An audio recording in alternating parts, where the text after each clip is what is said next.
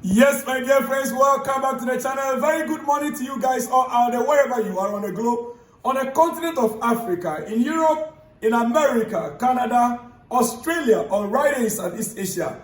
Ladies and gentlemen, thank God for another beautiful, beautiful day. Yes, as you can see, I am getting better. My voice is getting clearer and clearer each moment. Ladies and gentlemen, well, guys, we are on a holiday. The players are all gone back for their holidays, and there are other teams have reported for preseason, whilst Chelsea, we are now going on a holiday. I mean, at least some 2 weeks and a half the players will be out, but currently as we speak, the player that did not partook in the Club World Cup, Ben Chilwell, Wesley Fofana, their names, Ben Chilwell, Wesley Fofana, Raheem Sterling, and the rest, they are in Cobham training daily. Yes, especially the players that are expected to leave Stamford Bridge to another club. Players that are expected to leave, they are training. They are undergoing special training at Cobham, ladies and gentlemen. Now, there are a few things I'll be talking about here regarding. I will talk a little about Maresca's expectation last season, or the just ended season, front of shirt sponsor. I will talk about goalkeeping issue, and few other things I'll be talking about here right now.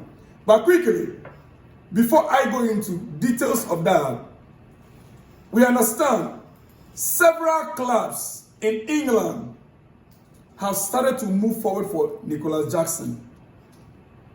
Several clubs have started to move or make moves on Nicolas Jackson. Ladies and gentlemen, why would this be a topic for me this morning? 2 minutes. And two things. Chelsea bought Jackson £34 million from Villarreal 2 seasons ago. They bought a player that did not play full season in Villarreal. In Villarreal, before Chelsea bought him, he played only the last part, I think the last 2 months or so of the season. And he scored just around 8 goals. He didn't score up to 10 goals, and Chelsea went for him. Chelsea went for Jackson with an expectation that they can groom him to grow. Remember, this is a player that never went for football academy training. This is a street baller. From the street to Europe. Now, Chelsea invested so much in him for the past 2 seasons. Yeah. In terms of training, for the past 2 seasons. And it looks as if, to many of us, Jackson has not developed the way we expected. Ladies and gentlemen, if today we are calling for Jackson to be sold, Jackson could be sold for £80 million, £100 million. But we could end up being the losers in the long run. Because even in actual fact, he might not even cost that much. Even though we heard Chelsea saying that they are going to be, put a price tag of £100 million on him. It's because of the talent. Maresca said it several times that Jackson has a different ability to others. And the coach is not looking at Jackson as a goal scorer only. He looks at Jackson's contribution on the field of play in total, not just by goal scoring. And Maresca also said very clearly, he doesn't want a striker that will score 40 goals a season. He wants all his forwards, all his attackers to be scoring 10 goals. Altogether, 40 goals in a season. That is what he wants. Our coach is not looking for a prolific striker that can score 20 goals, 30 goals for him, not alone. He wants all the frontliners, all the 4 attackers should be in a position to score. I understand. Jackson misses a lot of opportunities. So much. Sometimes it breaks my heart. It's annoying. It costs the club. It I know it cost the club a lot. But hey guys, as we speak, Manchester United are interested in Jackson. And not just that. Aston Villa are the latest to show a strong signal. Aston Villa. Why would top 4 in quotes, top 5 teams, top 6 teams? Oh yeah, never mind what the position of Manchester United right now. They have always been the top 4, top 5, or top 6, right? Manchester United has always been a top 4 team until recently where they began to drop. But why would a club like United, a club like Aston Villa, they are all interested in grabbing Jackson when they are looking for an upgrade? You see, guys, it will be unfair for even Jackson himself to request that he want to leave Chelsea. It will be unfair. And so I want Chelsea fans to look at it the other way around also. If Jackson is ready to be a team player, then Jackson has to be allowed to stay. If Jackson is willing to be a team player, to fight for his position, then Chelsea must keep him. Otherwise, ladies and gentlemen, it will just come back and haunt us. It might come back and haunt Chelsea. Now, let me move to some other issues. We understand Christopher Nkunku and Bayern Munich. Bayern are still looking at their situation right now. They are still assessing their situation. Bayern Munich have interest in Christopher Nkunku from last season. And as we speak, Bayern, one of their attacker, Musiala, is injured. But right now, they are yet to make a decision whether to buy, to replace Musiala or not. There is still enough time for this transfer window to end. Bayern is yet to make a decision. Though Nkunku is still on their books. This Club World Cup has actually, brought out little, some glimpse of what Christopher could do. It looks like this Club World Cup revived or rejuvenated Nkunku somehow.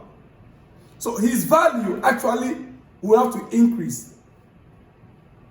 And that is the reason why, ladies and gentlemen, we understand Manchester United are looking out for Nkunku Garnacho deal swap. Christopher Nkunku Garnacho swap deal. What do you think, Chelsea fans? I know most of you guys are going to come after me because of Jackson. But hey, I have to say it as it is. And it's not only me. All football analysts around the globe, they always say the same thing I'm saying also. Everybody, pundits, they all agree on this issue about Jackson. But the truth of the matter is that Jackson in a squad doesn't spoil anything. Now, Christopher Nkunku to Manchester United. Christopher Nkunku to Manchester United in a deal where Chelsea will get Garnacho. Swap deal, whatever it is. What do you think? And you can just imagine. Nkunku to Manchester United. Jackson to Manchester United. Next season. Do you think it will be easy? These guys will come back and hunt us. One thing that I'm happy about is that after the Club World Cup, Chelsea issued a statement that they are not looking to sell any of the first team players unless the player is unhappy or there is an offer that they could not turn down. Oh yes, because these players are just not like untouchables. It is Cole Palmer, Reece James, Moise Caicedo, Michael Cucurella, and who else? Cole Palmer, Reece James, Michael Cucurella, Moise Caicedo. The new son is Pedro Neto and João Pedro and Delap. They are not part of it yet. These are the players that are untouchable right now in Chelsea. Every other player is sellable. Who? Yeah, yes, Enzo Fernandez. Enzo Fernandez, correct. And Enzo Fernandez. These are the untouchables right now with Chelsea. Those are the untouchable. Cole Palmer, Reece James, Michael Cucurella, Enzo Fernandez. These are the untouchables right now in Chelsea. Every other player could be valued if the offer comes, the right offer comes in. Ladies and gentlemen, so I want Chelsea fans to relax. As it is right now, we are not active in the market to sell our players, first team player that were at the Club World Cup. The only player that Chelsea are willing to sell are the fringe players that did not partake or partook in the Club World Cup. You can, if you can, Amando Broa, Ben Chilwell, Raheem Sterling, Wesley Fofana, those guys, they are a lot. They are almost about 15 in number. Ladies and gentlemen, it is what it is. Now, talking about goalkeeper, Chelsea, as we speak, are not having any look at any goalkeeper. We understand Chelsea aren't forcing a goalkeeper incoming. The fact they had a goal at Magnum, the fact that Chelsea tried to sign Magnum earlier during the window and that did not succeed was because they saw it as an opportunity. They saw it as an opportunity because the player was desirous to leave, and he has only 1 year remaining. He's in his last season with AC Milan. So Chelsea saw it as an opportunity and they thought they could get a deal sealed. But AC Milan were resolute on their demands. Ladies and gentlemen, so going into next season, Sanchez, you see, after the Club World Cup, many are not talking about Robert Sanchez any longer because he delivered to our expectation. Yeah, Sanchez, in many aspects, is good. But the errors that leads to goal, Sanchez errors that leads to goal is the only negative he has. If you look at the statistics, errors leading to goal in entire Europe is the worst. Errors that led to goals, the entire of Europe, he is the worst. But you look at the other aspect, goal stopping in the air, he is very good. But it's those errors, and most of the time, those errors comes out as a result of playing from behind. Playing from behind under pressure, especially when the opponent are pressing a lot. So if he can correct some of these errors, my only worry or pain was Chelsea letting go George Petrovic, that I expect to be, to be there as a backup, as a strong hand. Philip Jorgensen is not bad, but hey, when we want to play football at the highest level, we need both the first goalkeeper and the second goalkeeper to be top notch. But right now, as we speak, we understand Chelsea are not actively looking for a goalkeeper. Ladies and gentlemen, now, Rodrygo from Real Madrid. Rodrygo from Real Madrid. Chelsea aren't seriously, how will I put it? Chelsea are not into Rodrygo. Chelsea have taken a look at Rodrygo. His profile is what Chelsea needs. But we understand right now, Gittins will be given the opportunity from that left flank. Chelsea actually want another more attacker, but that attacker will be versatile. An attacker that can play from that left flank to the middle of the park.